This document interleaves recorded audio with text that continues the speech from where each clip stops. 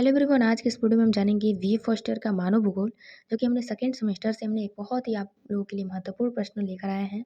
जो कि आप देख पा रहे होंगे कि मानव भूगोल का अर्थ एवं परिभाषा, इसके विषय क्षेत्र का वर्णन कीजिए।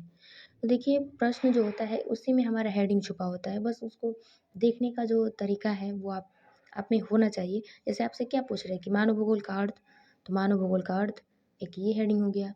उसके बाद क्या कह रहे हैं कि परिभाषा, तो मानव भूगोल का परिभाषा। उसके बाद क्या कह रहे हैं किसके विषय क्षेत्र, तो मानव भूगोल का विषय क्षेत्र। बस 3 हेडिंग डालिए, काम खत्म हो गया। तो तीनों हेडिंग डाल के आपको लिख देना है।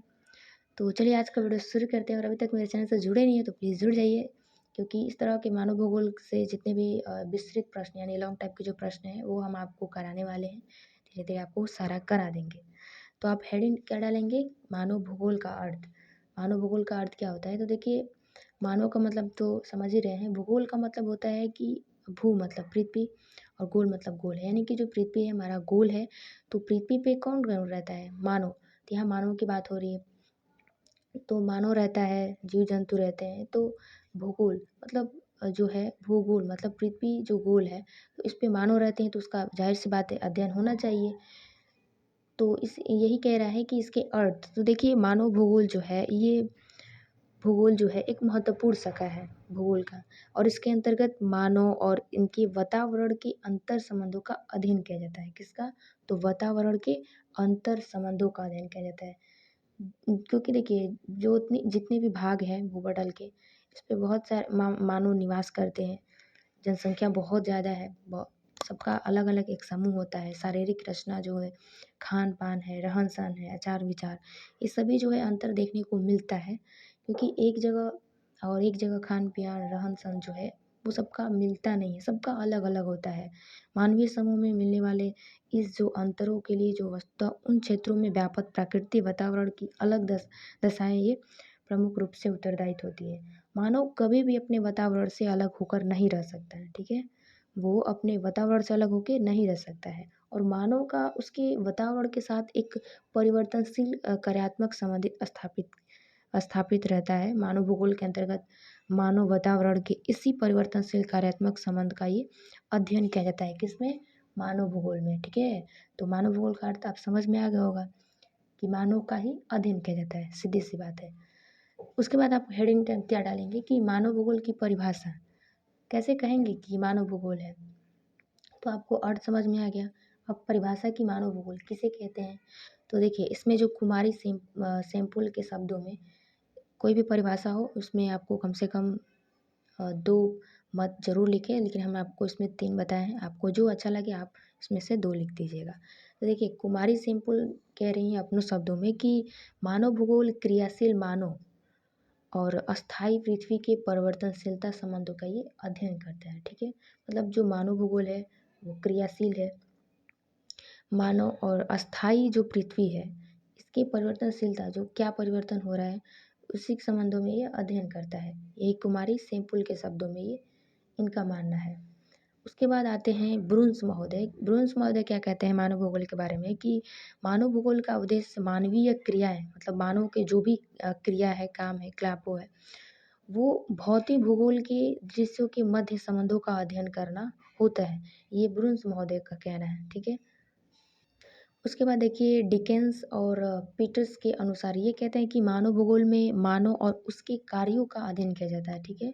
मतलब जो मानव भूगोल है, मानव मतलब उसके जो कोई भी काम है उसका अध्ययन किया जाता है। तो ये डिकेंस और पीटर्स के ये अनुसार है। तो आपको इसमें से 2 कोई भी मत आप लिख दीजिएगा।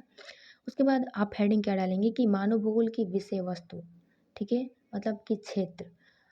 क्योंकि हर एक सब्जेक्ट का एक क्षेत्र होता है कि कौन से क्षेत्र में योगदान दे रहा है। तो इसी तरह है कि मानव भूगोल का विषय क्षेत्र। तो देखिए,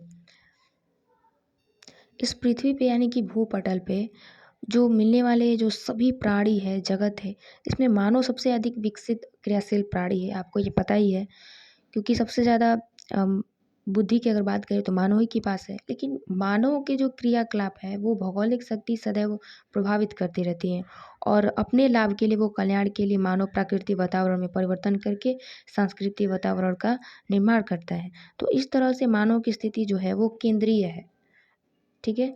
जिसके एक ओर प्राकृतिक वातावरण है तो दूसरी ओर क्या है, सांस्कृतिक वातावरण है। जैसे आप चित्र में देख पा रहे होंगे कि प्राकृतिक वातावरण है और इधर है सांस्कृतिक वातावरण है और बीच में कौन है? तो मानव है। तो यही कह रहा है कि मानव भूगोल के कार्य क्षेत्र या अध्ययन क्षेत्र के मुख्य रूप से 3 पहलू हैं। कौन-कौन से हैं? तो पहला तो ये कि प्राकृतिक वातावरण के तत्व, जो भी प्राकृतिक वातावरण में जो तत्व पाए जाते हैं उसका, और दूसरा ये कि सांस्कृतिक वातावरण के तत्व। तीसरा ये कह रहा है कि वातावरण संयोजन का अध्ययन। तो देखिए इसमें पहला जो हेडिंग आप डाल के लिखिएगा कि प्राकृतिक वातावरण के तत्व भाई क्या है? तो प्राकृतिक वातावरण के अंतर्गत 2 तत्वों का समावेश होता है। कौन-कौन से हैं? तो देखिए इसमें पहला आता है जड़ तत्व। जड़ तत्वों में स्थलाकृतियाँ जो है, जलराशि हो गए, जलवायु हो गया, मिट्टी हो गया, खनिज हो गया, ये संपदा हो गया, ये सभी ये जड़ तत्वों में सम्मिलित है। इसको आप ध्यान में रखिएगा कि प्राकृतिक वातावरण के तत्वों में सबसे पहला आता है कि जड़ तत्व, ठीक है? उसके बाद दूसरा क्या आता है कि चेतन तत्व। जड़ तत्व हो जाना हमने, जिसमें कि जल राशियाँ हो गया, जलवायु, मिट्टी, संपदा, तो इस तरह के जो आता है वो जड़ चेतन में कहलाएगा।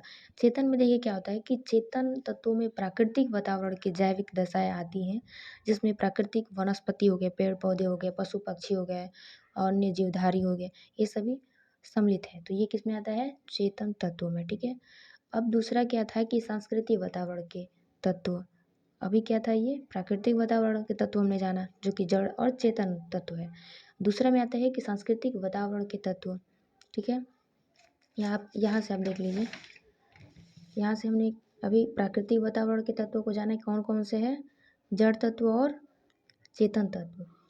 दूसरा अब यही जानेंगे कि सांस्कृतिक वातावरण के तत्व, ठीक है?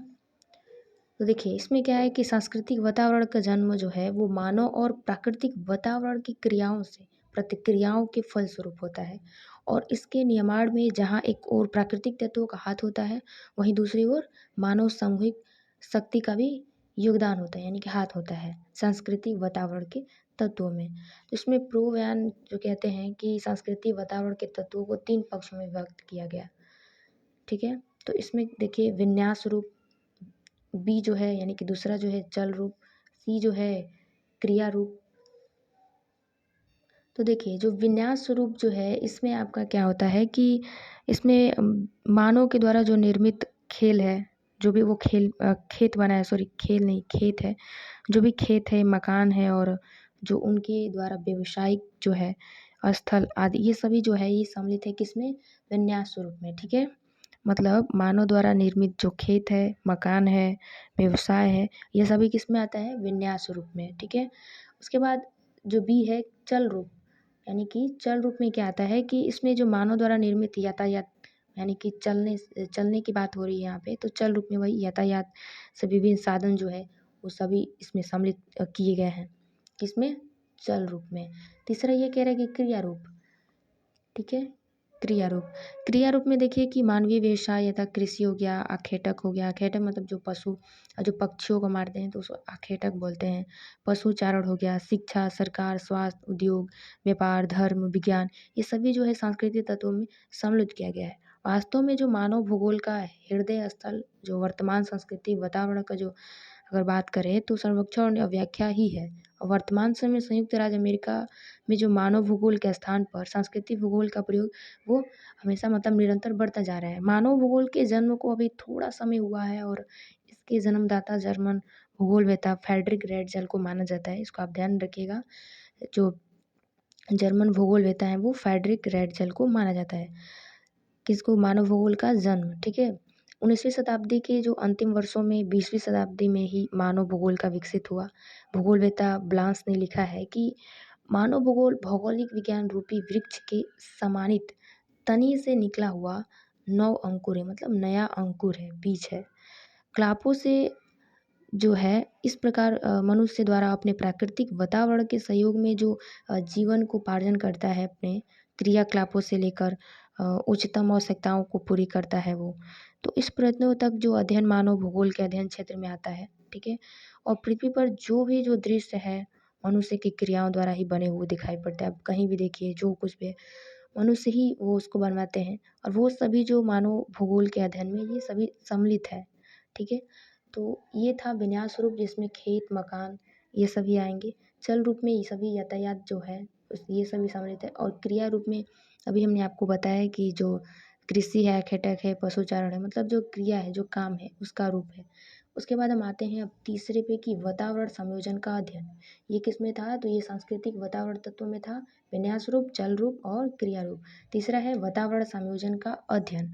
देखिए तीसरा है कि जो मानव भूगोल के अध्ययन है, उनमें विभिन्नताओं को सम्मिलित किया जाता है, जो कि पूरे संसार में विभिन्न प्रदेश में रहने वाले जो जनसंख्या के शारीरिक आकृति जो है, वेशभूषा है, भोज्य पदार्थ है, मकानों की बनाने की जो भी सामग्री या शैली है, आर्थिक व्यवसाय है और जीवन के तरीकों है, वो आदर्शों में ये पाई जाती है वातावरण में, ठीक है? तो यही था प्रश्न कि मानव भूगोल का अर्थ बताइए और परिभाषा बताइए और इसके विषय क्षेत्र बताइए। तो आप बस ये तीनों हेडिंग को ही डाल के आपको लिखना है। तो उम्मीद करते हैं आज का वीडियो बहुत ही अच्छा लगा होगा। अच्छा लगा हो तो शेयर कमेंट ज़रूर करिएगा। तो मिलते हैं नेक्स्ट वीडियो में, तब तक के लिए जय हिंद।